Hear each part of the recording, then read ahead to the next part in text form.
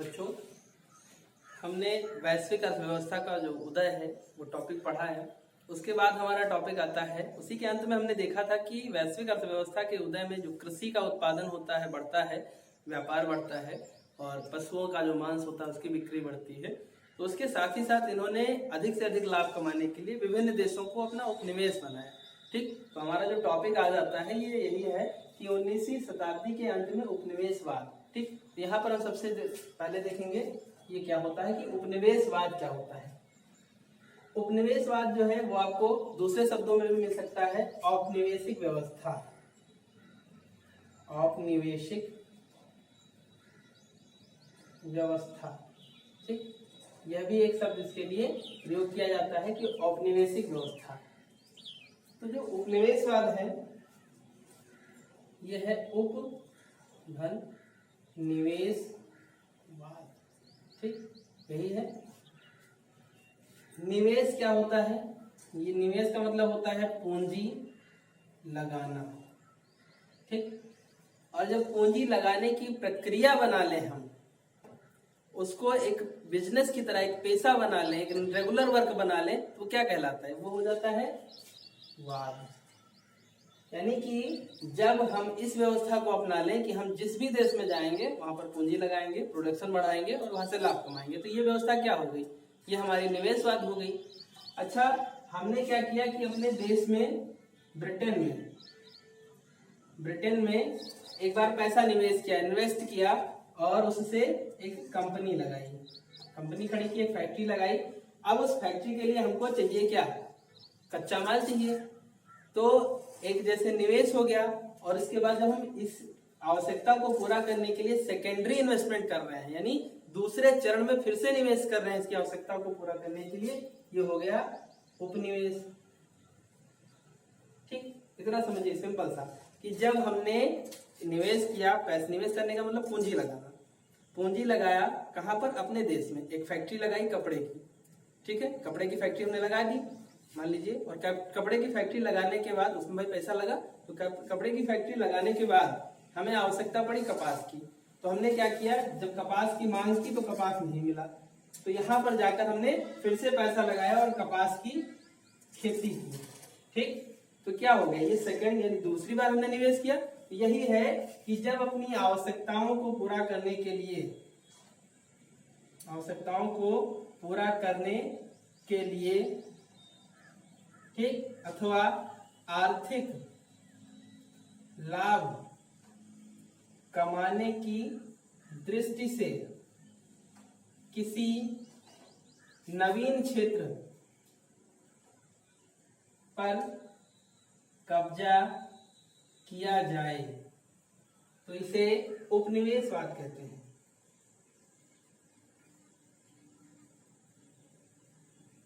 ठीक, उपनिवेशवाद कहते हैं।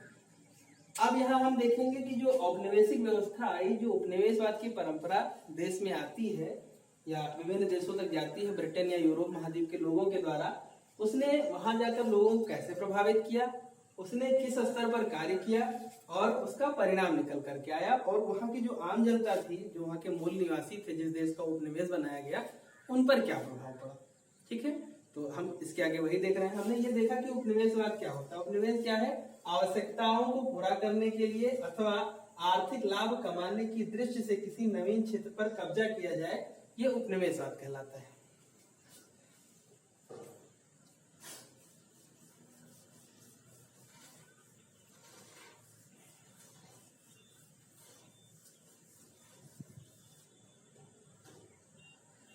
हमने इससे पहले देखा कि व्यापार बढ़ा, और जब व्यापार बढ़ा तो व्यापार बढ़ने के साथ साथ बाजार बढ़े,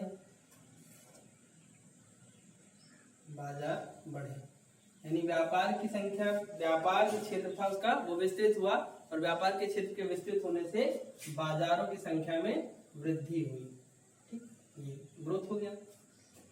अब इन बाजारों में क्या होगा? होगी प्रतिस्पर्धा, यानी कंपटीशन होगा। और इस प्रतिस्पर्धा में जो बाजारों में प्रतिस्पर्धा होती है वो होती है मूल्य और गुणवत्ता की। ठीक, मूल्य की और गुणवत्ता की। बाजारों में मूल्यता जो होती है, जो कंपैरिजन होता है, हम वस्तुओं का या तो मूल्य जो है उस रेट का कंपैरिजन करते हैं या तो फिर उसकी क्वालिटी की। अगर वस्तु हम महंगी खरीद रहे हैं तो उसमें देखते हैं कि क्वालिटी बेहतर है कि नहीं। अगर वस्तु जो है बहुत अच्छी नहीं है और अगर वो सस्ती है तो देखते हैं ठीक है चलिए कम पैसे में मिल रही है, अच्छी कम है लेकिन कम पैसे में मिल रही है। तो यानी जो प्रतिस्पर्धा का माध्यम होता है वो दो ही होता है, एक होता है मूल्य और दूसरी होती है गुणवत्ता। ये दो आधार होते हैं बाजारों में प्रतिस्पर्धा के। ठीक, जब इन्होंने देशों को अपना उपनिवेश बनाया तो वहां के जो प्राकृतिक संसाधन थे, प्राकृतिक संसाधन थे उन पर कब्जा कर लिया। आपने अपनी पूर्व की कक्षा में पढ़ा होगा वन अधिनियम, वन अधिनियम। ये वन अधिनियम क्या है? इस वन अधिनियम के अंतर्गत वनों की कटाई पर प्रतिबंध लगा दिया गया था। वनों की कटाई पर प्रतिबंध, ठीक, और साथ ही साथ वनों में अपने पशु ले जाने पर भी प्रतिबंध था, पर प्रतिबंध था। ठीक, यानी अब आप इस अधिनियम के पास हो जाने के बाद ना वनों में पेड़ काट सकते हैं और ना अपने पशु वहां पर चराने के लिए ले जा सकते हैं। क्यों? क्योंकि ये जो वन थे वो थे ओक के,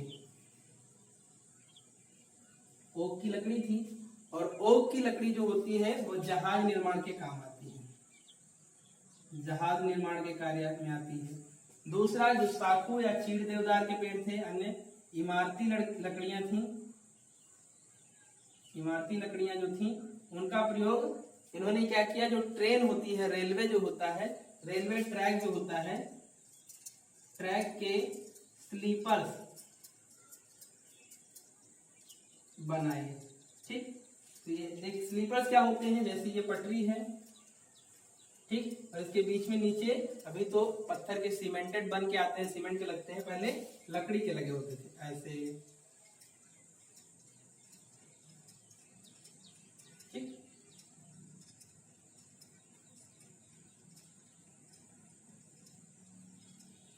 ऐसे ये जो होता है यहाँ पर ऐसे ये फंदा बांधा जाता है। ठीक,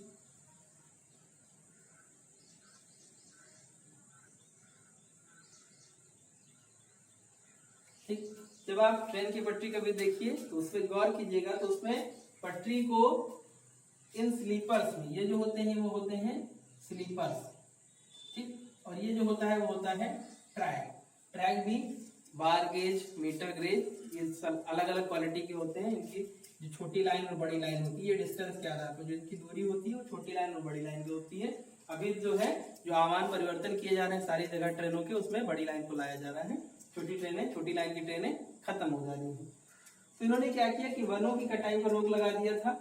उससे क्या करते थे कि ओक की लकड़ी प्राप्त करते थे जिससे जहाज बनाते थे, पानी में ओक की लकड़ी काफी लंबे समय तक चलती है। दूसरा, पशुओं को ले जाने में प्रतिबंध इसलिए लगाया था क्योंकि जब पशु जाते हैं चरने के लिए तो पशु पैर देख देख के तो रखेंगे नहीं कि पेड़ पे पड़ रहा है कि नहीं पड़ रहा है। छोटे छोटे पौधे जो होते थे पेड़, उन पे पैर पड़ जाने से वो नष्ट हो जाते थे। इससे क्या होता था कि जंगलों में पेड़ों की संख्या कम होती थी। हालांकि वो प्राकृतिक संतुलन का संबंध है, क्योंकि जब पेड़ बहुत ज्यादा हो जाएंगे तो उसमें अच्छी लकड़ियां नहीं निकलेंगी। लेकिन वनों के अधिनियम को पास करके अंग्रेजों ने यहाँ पर कानून बना के प्रतिबंध लगा दिया कि वन हमारे अधिकार क्षेत्र में आ जाए। उसमें भी संरक्षित और आरक्षित दो तरह के वन आए, उसको आपने पूर्व में पढ़ा होगा कि संरक्षित वन कौन से और आरक्षित वन कौन से थे। तो ये क्या है कि प्राकृतिक संसाधनों पर कब्जा हमने भारत में एक उदाहरण के माध्यम से देखा। तो यहाँ जब औपनिवेशिक व्यवस्था में अंग्रेज पहुंचे विभिन्न देशों को, तो उन्होंने वहां के जो प्राकृतिक संसाधन थे उन पर कब्जा कर दिया।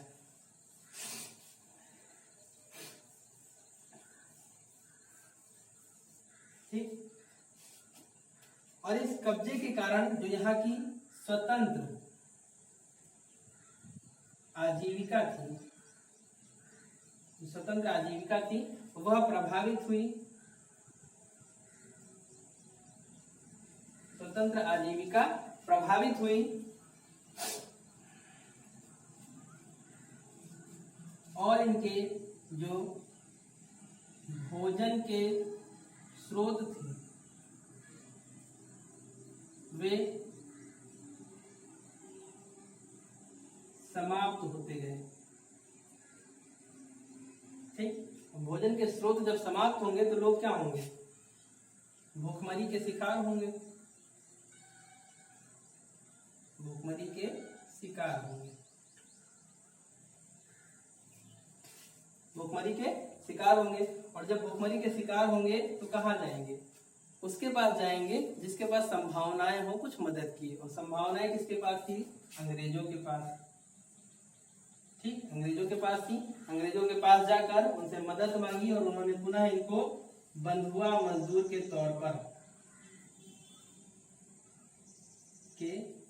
तौर पर यानी बंधुआ मजदूर की तरीके से कार्य करने को कहा। इनसे कहा कि आप हमारे लिए कार्य कीजिए, जो हम आदेश करते हैं, जो हम कहते हैं, आप वो सारे कार्य कीजिए और उसके हिसाब से आपका जीवन चलता रहेगा, आपको भूखों नहीं मरना पड़ेगा। यानी कि यहाँ के प्राकृतिक संसाधनों पर कब्जा किया और कब्जा करने के बाद इन्हीं संसाधनों का उपभोग करने के लिए यहाँ के जो मूल निवासी थे, जिनके ये संसाधन थे, वास्तव में जो इसके मालिक थे, उनसे इस पर मजदूरी आदि के कार्य करवाए। ठीक, मजदूरी आदि के कार्य करवाए।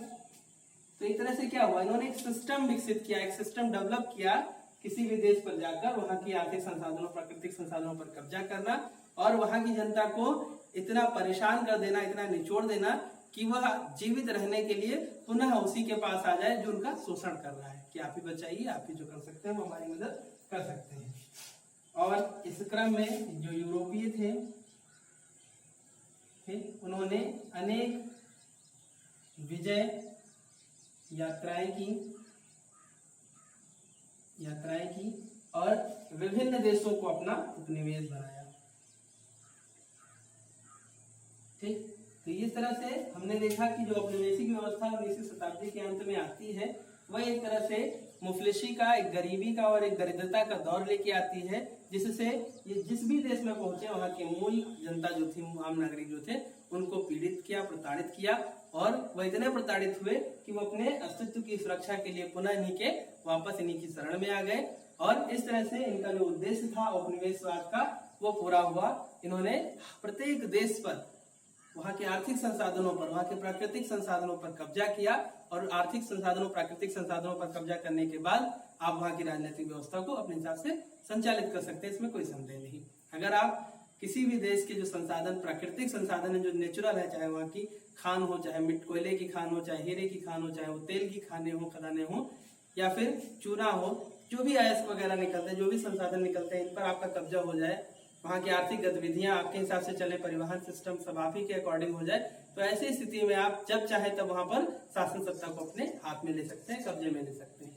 ठीक है, तो इस तरह से हम देखते हैं कि 19वीं शताब्दी का जो दौर रहा है अंत का, जैसे 1800 का जो लास्ट रहा, एंडिंग टाइम रहा है, 19वीं शताब्दी का मतलब ये है कि 1800 से 1900 ईस्वी के बीच का समय, यानी इसका अंतिम काल मतलब 1885 के बाद का समय। ठीक, तो इसका जो काल रहा है वो घोर दरिद्रता और भीषण भूखमरी और गरीबी लाने का दौर रहा है। औपनिवेशिक व्यवस्था के कारण यहाँ पर दरिद्रता, गरीबी और भूखमरी की स्थितियां बनी और अनेक देशों की जनता पुनः इन्हीं के पास जाने के लिए मजबूर हो गई और उस मजबूरी का लाभ उठाकर इन्होंने उनका अंधाधुंध शोषण किया और ब्रिटेन को और अधिक धनी किया।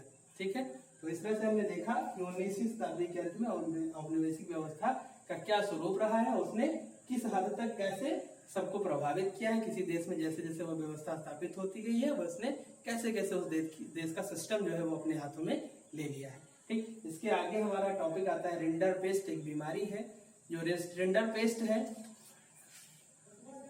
रिंडरपेस्ट वो एक पशु बीमारी है। तो उससे होता क्या है कि दक्षिण अफ्रीका में जो भैंस होती है वो एक बहुत बड़ा साधन था वहां के आम जनता के लिए, उनको पालना, उनको चराना, उनसे दूध निकालना और उनका मांस बेचना, इन दोनों से उनकी जीविकाएं चलती थी। लेकिन रिंडरपेस्ट बीमारी के फैल जाने से यहाँ भारी संख्या में भैंसों की मौत हो गई, जिसके कारण इनके पालनकर्ता जो है गरीबी व भुखमरी के शिकार हो गए। ठीक, गरीबी व भुखमरी के शिकार हो गए। यानी इस प्रकार से अंग्रेजों के लिए एक और सुनहरा मौका प्राप्त हुआ दक्षिण अफ्रीका के लोगों को ले जाकर अपने हिसाब से मजदूरी और श्रमिकों के कार्य करवाने के लिए। ठीक, तो हमने देखा 19वीं शताब्दी के अंत में उपनिवेशवाद और रिंडरपेस्ट का सामान्य सा परिचय। रिंडरपेस्ट एक बीमारी है जो भैंस से संबंधित है और दक्षिण अफ्रीका में फैली, जिसके कारण वहां से जो कृषक वर्ग था, जो मजदूर वर्ग था, जो भैंसों को पालता था और उसके आधार पर उनका जीवन चलता था, उनका जीवन नष्ट हो गया और उन्हें मजदूरी में विभिन्न क्षेत्रों में जाकर बाहर मजदूरी करनी पड़ी। और मजदूरी करते थे वो कैसे, गिरमिटिया मजदूर, यानी एग्रीमेंट के अकॉर्डिंग जाते थे कि आपको 5 साल तक रहना है, 3 साल तक रहना है। तो जो मजदूर एग्रीमेंट के थ्रू जाते थे उनको गिरमिटिया मजदूर कहा जाता था। तो ऐसे इसी कारण गिरमिटिया मजदूरों की संख्या बढ़ती गई। अंग्रेज एग्रीमेंट के माध्यम से लोगों को अपने क्षेत्रों में, अपने उपनिवेशों में, जहां वो व्यापार आदि के लिए कार्य करते थे, कृषि उत्पादन करते थे, कल कारखाने लगाते थे, उन सब में लेके गए और बड़े स्तर पर प्रोडक्शन करवाए। ठीक है, तो इसके आगे हम लोग नेक्स्ट क्लास में देखेंगे। Thank you.